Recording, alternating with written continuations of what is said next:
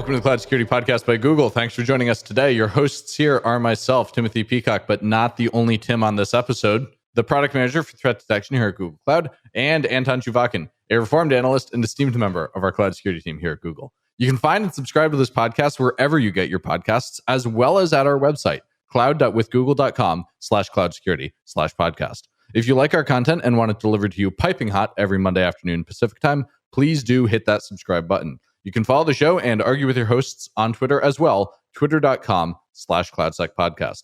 Anton, we have another Tim joining us today. Correct. But to me, this is really not why this episode is so interesting. It's not? It's not. I thought that was the single coolest thing. Yeah. No, it's not. It's definitely not. Tim squared or double Tim or whatever the... Tim times Tim? No, this Tim is an awesome guest because he's responsible for protecting Google in a really, really real way. Yes, correct. And also, it's an episode that would remind the audience of another super popular, I think it was a number 2 for a while, episode from with Julianne that focused on detection at Google. So to me, this is going to be very fun. Yes, I think this is going to be super fun. We cover a lot of great ground. And so with that, no further ado, let's welcome today's guest.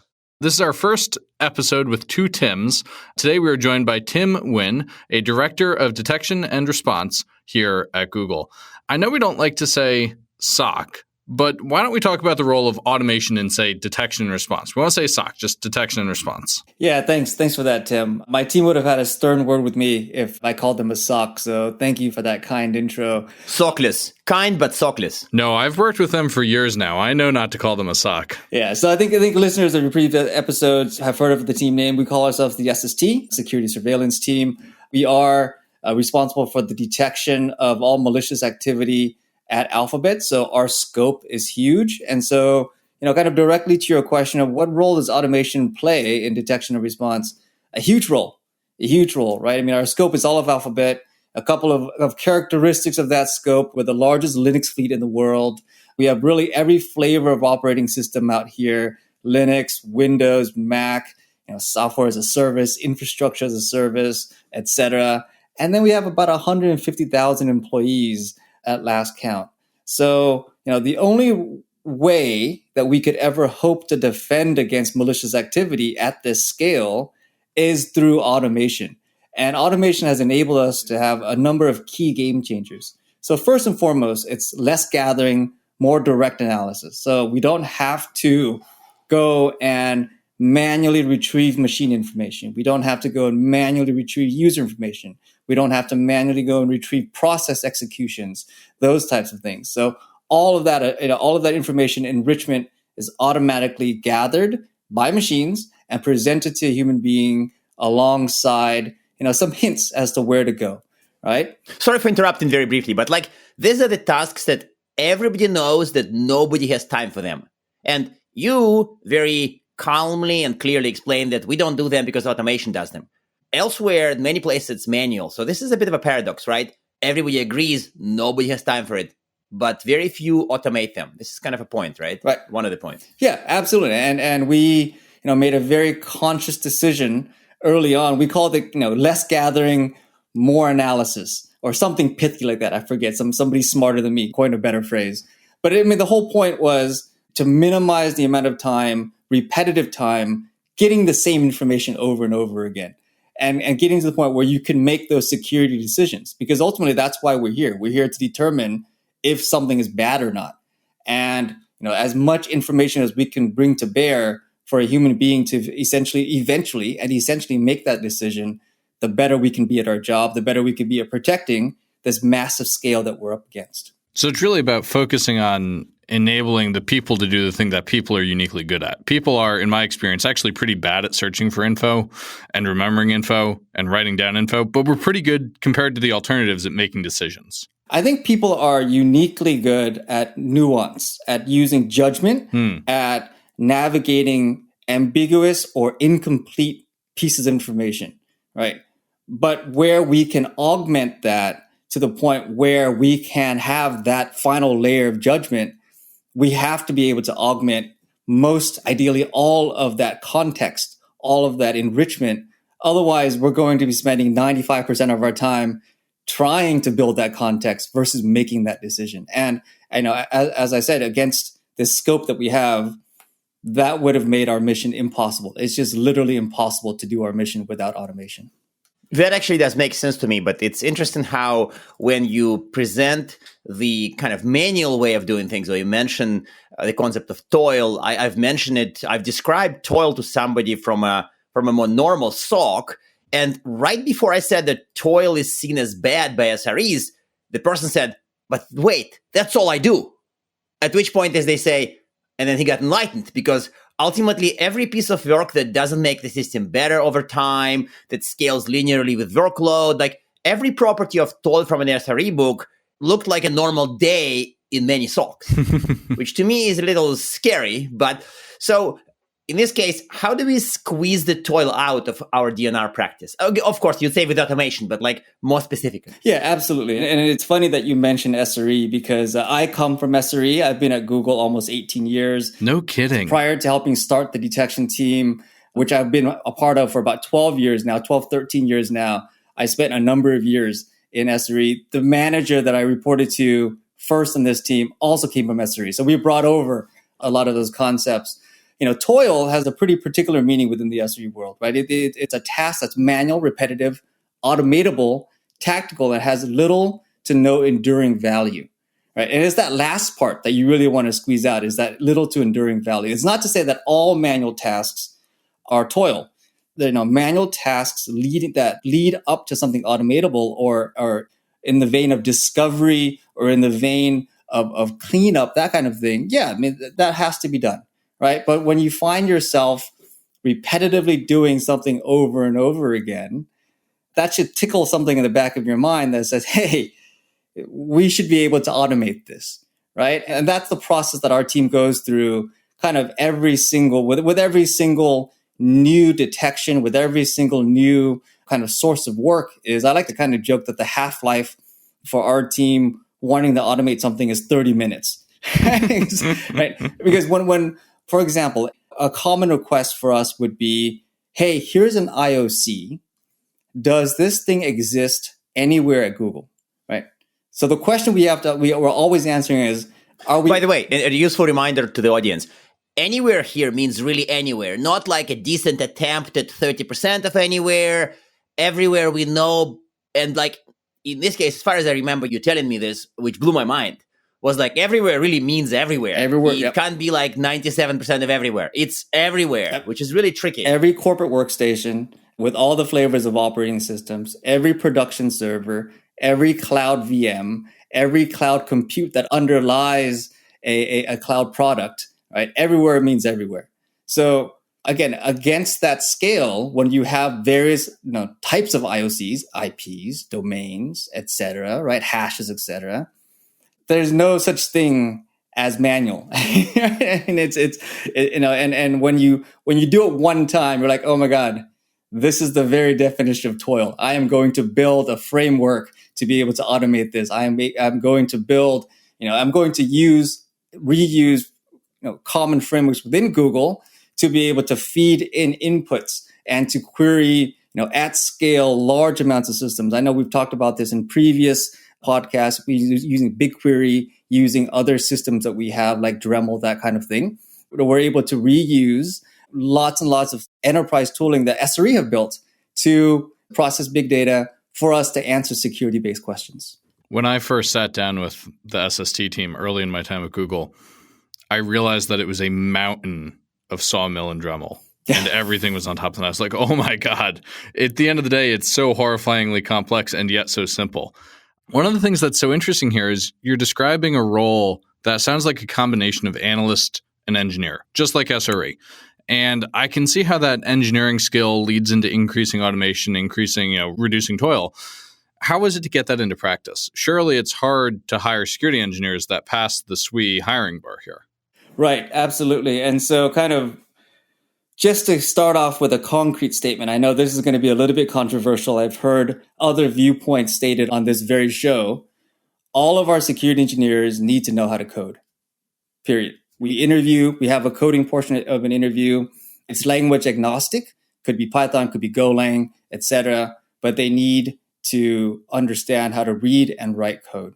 And the reason for that is exactly what we've been talking about, automation. In order to succeed in the role, a security engineer will need to partake in building automation, not just automation of systems, but also automated analysis, which we haven't yet talked about. A large piece of our everyday workflow involves encoding analytical steps, analytical logic in code so that your work can be triaged and can be absorbed by others on the team.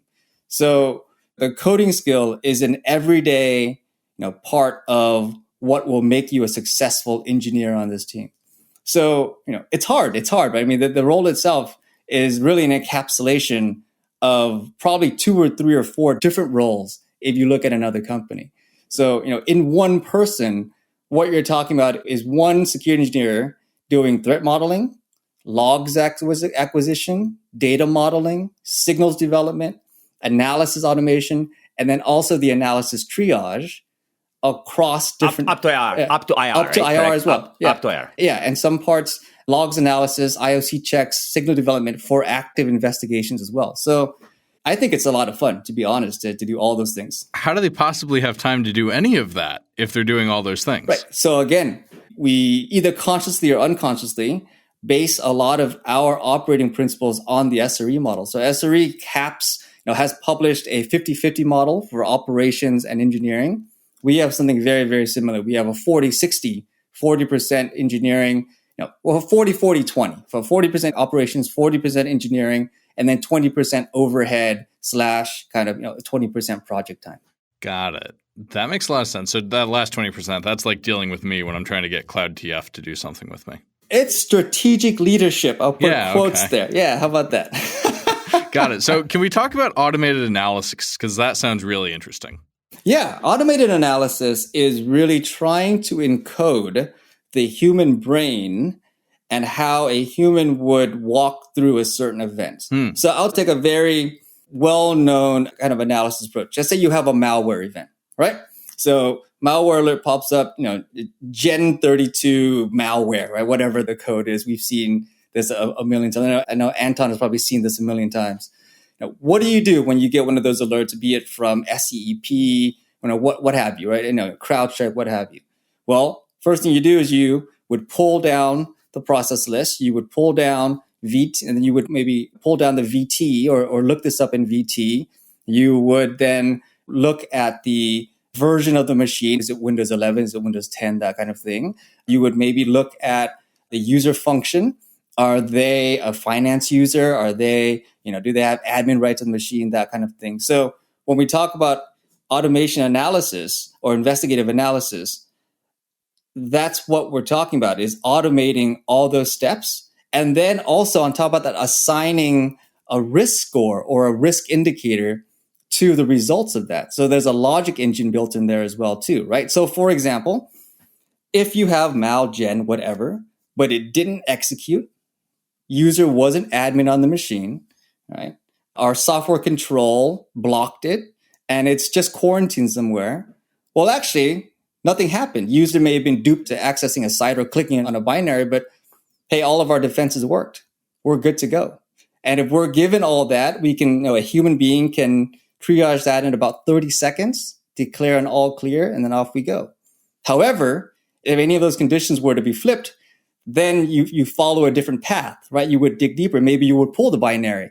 Maybe you would run analysis on the binary. Or maybe you do a deeper look at any point in time. So really, when you're talking about automated investigation, you're talking about bringing all those steps that a human would ordinarily do and replicating that by machine so that humans can follow that and not have to replicate that themselves. So isn't it what like a smaller company would use a SOAR for? Like write a playbook that kind of learns from a human experience of an analyst and then encodes it in a SOAR playbook? Yeah, except, the SOAR playbook would still have to have the human walk through and replicate those steps, right? What we've done is we've encoded those steps and already presented you with that information right in front of you. Now, I know that there are efforts to do that in the industry. I think there's a long way to go for tooling in the industry to catch up with the necessary kind of information to be presented to a human. And it's far too much. It still relies on us, on a human being gathering bits of information and populating an event with it. And as far as I recall, your percentages for where the automation runs upon the event are really high. Well, if I deploy a SOAR in my environment somewhere smaller, and I have 5 playbooks, they cover 5% of the events.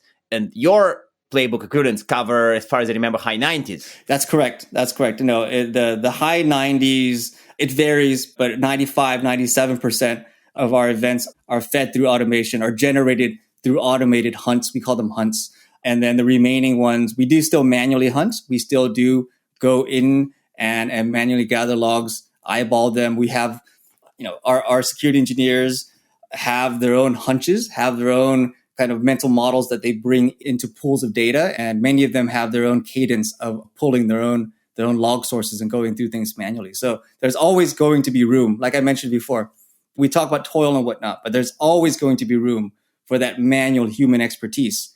And as long as those tasks are adding value, as long as those tasks are building towards something larger, there's always room for those tasks. That actually makes sense to me. And I think that if the percentage of events that has to be handed to humans in an uncooked form goes up, then of course your scaling breaks and the whole thing unravels. You have to, hire more people and do other things. So it's pretty clear why this percentages has to be very high for the model to work. And because I'm a director, I have to talk about cost a little bit. I think, one of the one of the real wins of automation has been our ability to drive down the cost of looking at events. Right? As you can imagine, with an investment in being able to automatically replicate pieces of logic, automatically replicate and gather and present information to humans, we can have humans act much more quickly on a ticket, thereby processing many, many more tickets alongside all of the tickets that automation automatically closes. And we've been able to drastically drive down the cost per ticket per event, but also drive up the number of events that we as an organization can process over the course of a quarter, a year, what have you. I mean, I've seen this chart, which is, admittedly, we know it's not for public consumption, but we may make a genericized visual that is inspired by the chart. But when I saw it first, the Tim's chart, it kind of blew my mind because it kind of explained to me why we can handle the scale we handle, because the cost per event really does go down, even though the number of events actually going up. So that does call for some Google magic for sure. So to go back to other topics that I want to touch is, of course, the other amazing angle of SREs that I was finding useful is, of course, to focus on the metrics and what they call SLOs and SLIs. Funny enough, people coming from outside assume that, a D&R team would be obsessed about SLAs, but we are not. We are more obsessed about the SLOs and SLIs. So can you explain how all this works in the detection and response team? Yeah. I shouldn't say SOC. I didn't say SOC. Did I say SOC? No, you said detection. Don't say SOC. No, you said a detection engineering team. So kudos to you, Anton. Thank you. Yeah, I mean, I think, now, without being glib, for us, the SLA is you're hacked. So, SLA kind of talks about the penalties. And for us, if we're wrong, we're hacked. So we understand that there's a clarity of mission there. So you're right. We don't necessarily focus on the SLAs. Our SLO is our promise to the business. So our promise to the business is that we will triage an event in a very, very short amount of time. Specifically, we aim to detect and respond to threats within an hour of it occurring. Aspirationally, we want 5 minutes. Right? Aspirationally, we want as close to zero as possible. So one, that SLO really drives a lot of our strategy. We talked about automation quite a bit. It drives our investment in people who can code, people who can build this automation, but also it drives our measurements. So SLI are measurements of the promise of the SLO, right? And so when we look at how we're going to measure our SLO, what we really hone in on is the concept of dwell time, right? How long has the adversary been here before we saw them? And so, like I said, we try to drive that down to zero, to as close to zero as possible. And this includes all sorts of threats. Obviously the introduction of malware, unwanted software, kind of initial endpoint compromise. It's also physical, logical attacks. All right. I mean, physical compromises of machines in our data centers is also a threat model. Access to user data is also a threat model, right? Exfil, that kind of thing. So all of those measurements come into play around this concept of dwell time. But also, when we scrutinize this data, we want to be realistic with it. And so, when we measure this, we measure both the median or the 50th percentile and then the 95th percentile to get a more holistic view of the more typical time and then the kind of the wider variances at the long tail at the 95th percentile. And then what we're really honing in on are technological kind of aspects of where we can improve. For example, pipeline latency. How long does it take for something to traverse our pipeline?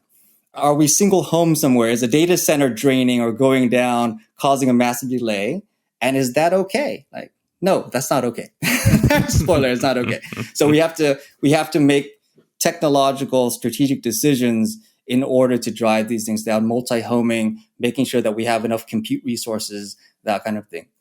Also, we zoom in on the individual programmatic ways that we can introduce latency. So, we talked a lot about automation. We talked a lot about engineers being able to code. Engineers love sleep, not sleeping in one's bed, putting in a sleep, right? Engineers love putting in a quota and other types of ways to deal with noise. We really do scrutinize that, and we put a focus on improving the signals, improving the detection itself, versus perhaps some of the shortcuts that people take when they're trying to eliminate toil, eliminate noise, that kind of thing. So this is all really interesting around latency and end-to-end timing, but that's only half of the coin. The other half is whether it's good or not. And so we could push and push and push all day on how fast is it, but the fastest thing will be to write it to dev null. So how do we know good when we see it versus just end-to-end quick when we see it? Admittedly, before this was kind of my favorite question to ask, because I've seen too many people, especially at the kind of like SOCs for rent, namely MSS and MDRs, who are kind of pushing their teams so hard to reduce this time to respond. And they end up with like swearing they can do 5 minutes, but then they have an incident which takes them, 7 days. So how is this like, I know you track the time to respond and you do have the sigma range, but like still, how do you incorporate good and not just fast? Yeah, that's a really good question. I think good is an element of really manual review and scrutiny. So we have a weekly review of all cases. And so what we're looking at there is both the latency and kind of all of the machine generated stuff that happens, but also is the detection itself a good detection? Is the analysis a good analysis? How did our partner teams respond to that? Did we partner well within the entire detection and response kind of org to this event? Were we able to take this to remediation teams and drive the right solutions there? So whether something is good or not, I think is an element of an overall review on top of how fast it is. So Tim, I absolutely agree with you there. Anton, to your point about time to respond, what we explicitly measure is time to triage. Right? That's how we say, this is how much time it took for this IOC, this issue, to traverse the pipeline and get to a human being. We explicitly recognize that once a human being touches on it, it could get very, very complicated. Right? I touched on how vast Google's environment is. Something that happens within the cloud IAM stack is very complicated compared to, for example, a malware alert or a flash helper alert, right? And so we want to make sure that folks are incentivized, but make sure that it's okay for them to take the right amount of time and investigate fully, right? And so, of course, that's all that is to say as well that, if something languishes for 2 days, that's not okay. Right? I don't want to give that impression. And so that goes back to our operational muscle that we should be reviewing things. We should have crisp, clear handoffs and all of that. But overall, where we place our measurement onus is on that initial set of eyeballs and that initial triage versus perhaps some kind of sense of quote unquote response. That actually does make sense to me. Perfect. Thank you very much for explaining this, because I think this tip alone is quite useful to a whole bunch of teams, especially those falling into this trap of like faster, faster, faster. So as far as we are kind of close to time, so I wanted to ask you our famous closing question that frankly, Tim usually asks much better. So any recommended reading? I know that SRE book would be in the resources for sure, because these two things are kind of central, the Toil chapter, the SLO chapter. Any other recommended reading? And of course, one tip on how to make your Wait a second, what did he say, SOC? No, how to make your detection and response team better. Yeah, I think the recommended reading, I have no surprises here. The SRE book and then the Secure Systems book, I think, are two regular recommendations from folks like me. And so I'd like to broadly plus one that. For my recommendation, I think one is to convince yourselves and convince the business of the value of automation and the value of engineering, in order to scale out the capabilities of your detection and response organization. And then two, hire the right people that have the right skills in order to execute your mission. Easier said than done, I know. But I think we've really demonstrated over the past 12, 13 years the immense scaling that can happen when you invest in engineering, when you invest in automation. On that last one of hiring the people with engineering skills, I've had more than one user complain to me, GCP customer complained to me that you've hired the people they wanted to hire for those roles. So, just slow down is, I guess, what the users would say. It's a friendly competition, I think. Well, Tim, thank you so much for joining us today. I really enjoyed this chat. It's been a pleasure. Thank you so much for having me. And now we are at time. Thank you very much for listening and, of course, for subscribing. You can find this podcast at Google Podcasts, Apple Podcasts, Spotify, or wherever else you get your podcasts. Also, you can find us at our website, cloud.withgoogle.com/cloudsecurity/podcast. Please subscribe so that you don't miss episodes. You can follow us on Twitter, twitter.com/cloudsecpodcast. Your hosts are also on Twitter at Anton_Chuvakian and _Tim Pico. Tweet at us, email us, argue with us, and if you like or hate what we hear, we can invite you to the next episode. See you on the next Cloud Security Podcast episode.